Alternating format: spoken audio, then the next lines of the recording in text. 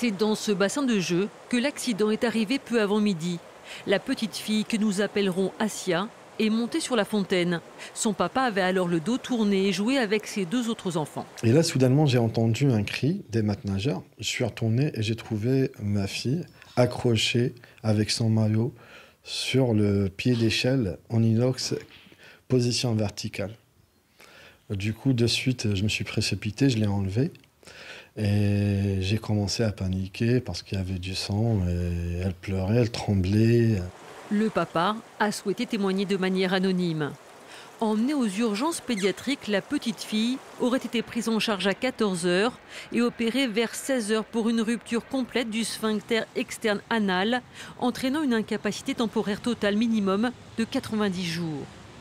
Un choc pour la famille qui sera accentué quelques jours plus tard au bureau de police de Canteleu, qui ne prend pas en compte leur dépôt de plainte. Et à l'accueil, je réexplique mon histoire. J'ai dit, il n'y a pas une enquête et il n'y a rien du tout. Il m'a dit, non, il n'y a pas de pénal. Votre fille, il n'y a personne qui l'a poussée, elle a glissé, donc il n'y a pas de pénal. Il m'a dit, vous envoyez un courrier pour le procureur et c'est lui qui décidera. Contacté par nos soins, l'hôtel de police de Rouen va s'occuper de ce dépôt de plainte dès demain.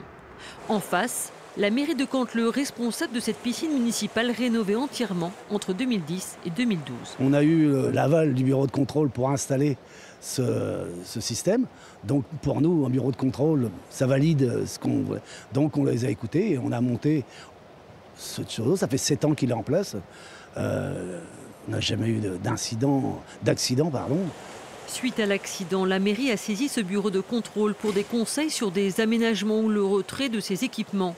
Aujourd'hui, les parents d'Assia souhaitent surtout que cela n'arrive pas à d'autres enfants et s'inquiètent de séquelles possibles pour leur fille.